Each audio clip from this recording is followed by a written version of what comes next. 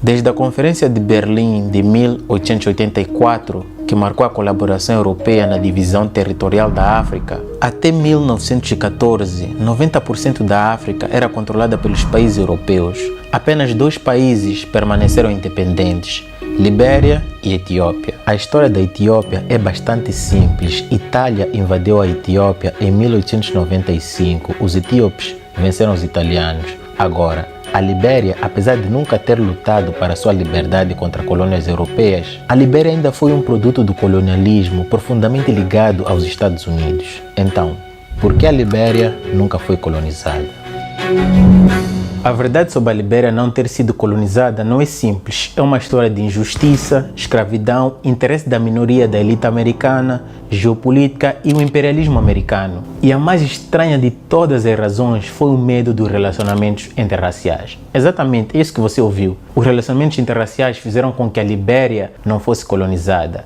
Mas vamos falar sobre isso mais à frente. Então, para contextualizar, vamos voltar para os anos de 1619, quando as primeiras pessoas escravizadas chegaram aqui, em Virgínia, nos Estados Unidos. Algumas pessoas estavam contra a questão da escravidão. Quando eu digo algumas pessoas, como você deve imaginar, eram pouquíssimas pessoas. Anos depois, na década de 1680, o comércio de escravos para as colônias do meio do Atlântico aumentou substancialmente e, em 1710, a população africana em Virgínia havia aumentado. Os Estados Unidos se tornou um conglomerado de muitos povos diferentes de várias regiões da África. Nessa mesma altura, começaram a surgir os primeiros movimentos abolicionistas contra o comércio internacional de escravos e, em 1750, os movimentos ganharam alguma força, inclusive alguns proprietários de escravos, principalmente no Upper South, aqui nesta região, começaram a libertar seus escravos e filântropos e grupos de caridade compravam e libertavam escravos. Nessa altura, na década de 1750, também surgiu um senhor que fez campanhas contra o comércio de escravos, o senhor Thomas Jefferson.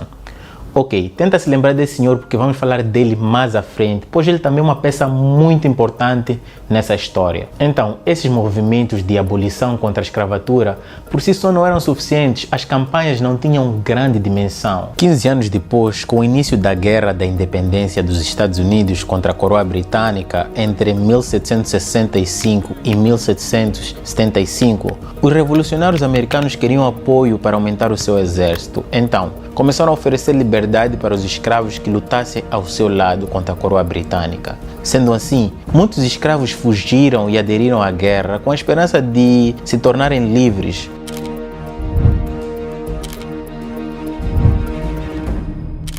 Estima-se que o exército americano era cerca de 1/4 negro. Aproximadamente 20 mil escravos lutaram na Revolução Americana.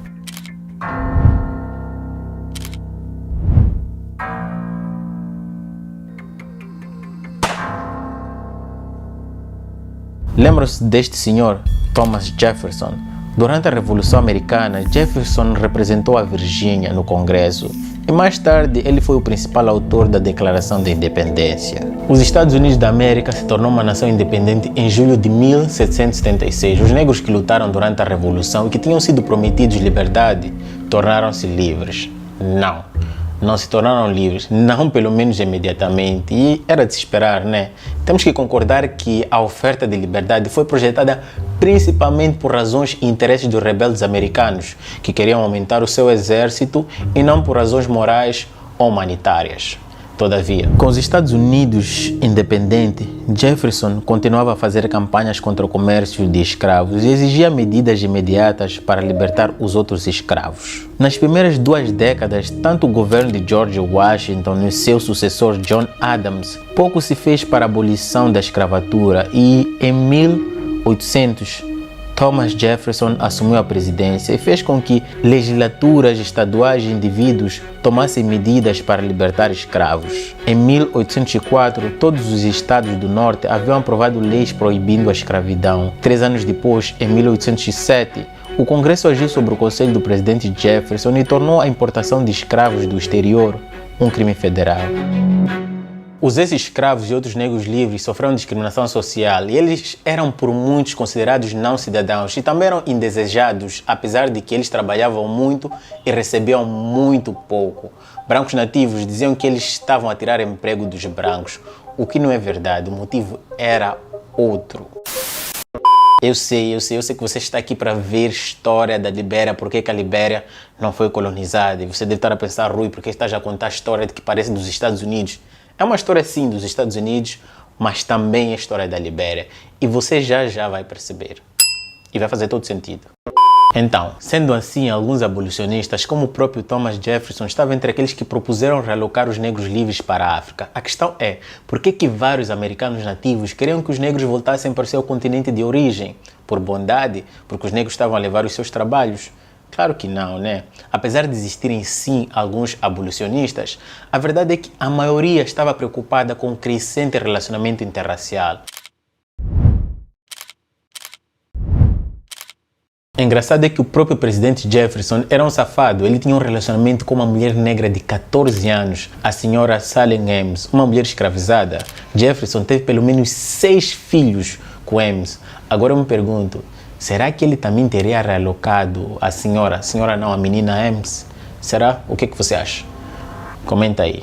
Então, alguns abolicionistas de verdade, incluindo negros, como o construtor de navios Paulo Coffey, acreditavam que os negros deveriam retomar para estabelecer uma colônia próspera na África, baseada no comércio. E em 1811, Coffey fundou a Friendly Society of Sierra Leone, um grupo destinado a encorajar os negros para voltarem e fundar nações africanas. Coffey esperava enviar pelo menos um navio por ano para a África com pessoas ex-escravizadas. O rico armador afro-americano Paulo Coffey transportou 38 negros americanos para Freetown, na Serra Leoa, em 1816, às suas próprias custas. Infelizmente, um ano depois, ele morreu em 1817. Então, a iniciativa privada de Coffey ajudou a despertar o interesse público pela ideia. E foi Coffey que inspirou Robert Finley, entre outros, para a criação de American Colonization Society, ou ACS, uma organização americana dedicada ao transporte de negros livres e escravos emancipados para a África, fundada em 1816. O apoio da organização vinha de filântropos, algumas igrejas e o governo federal forneceu algum financiamento inicial. Com a visão de que os negros livres deveriam ser repatriados, várias tentativas de enviar pessoas escravizadas fracassaram. Em 1821, o ACS conseguiu se estabelecer nestas terras, na costa da África Ocidental, onde nenhuma outra potência europeia ainda havia reivindicado, mas também haviam outras propostas sobre para onde enviar os escravos emancipados, como para Ilhas Carabenhas ou América Central. Então, após negociações das prolongadas propostas, a organização adquiriu a área do Cabo Mensurrado, que fica aqui, na atual Monrovia, capital da Libéria. Ao longo do tempo, Monrovia se tornou o maior assentamento e o nome foi dado em homenagem ao presidente dos Estados Unidos, na altura James Monroe, que apoiou a ACS nas décadas seguintes. Monroe também queria ganhar influência política na Libéria, mas as relações começaram a deteriorar ao longo do tempo. Sendo que a Libéria ainda estava em formação, a população dependia do dinheiro que as organizações estavam a receber dos doadores. Isso, com o tempo, fez com que as organizações tivessem que cortar o apoio à Libéria. Incapazes de prometer mais fundos para a colônia em formação, os negros americanos recém-chegados começaram a formar sua própria identidade política e consciência étnica com base no individualismo e liberalismo clássico. Uma divisão de classes emergiu entre as pessoas, principalmente pela cor da pele, onde os mestiços com ascendência europeia eram um grupo da elite e os negros emancipados, a maioria pobre. Era notável uma grande classe aristocrata em formação, tornando as organizações fundadoras em grande parte inúteis. Por causa da incapacidade de produzir mais ajuda, a Libéria foi solicitada pelas organizações a declarar sua independência e o fez em 1847.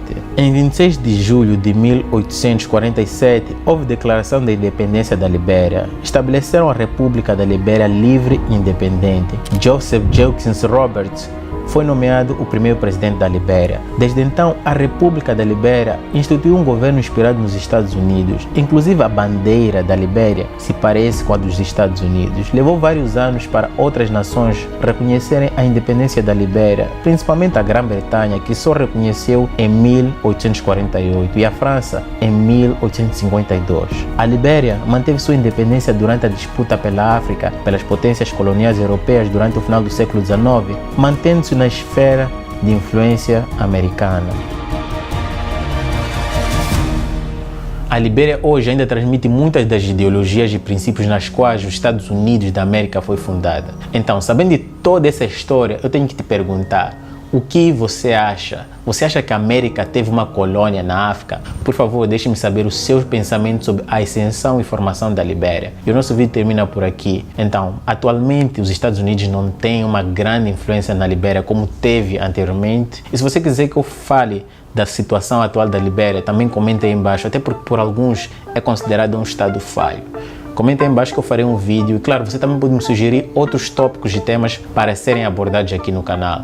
Então, não se esqueça de dar aquele soco no like, se inscrever, compartilhar com 5 pessoas e claro, se você quer apoiar mais ainda este canal e os meus vídeos, torne-se membro do canal e do Patreon, link na descrição.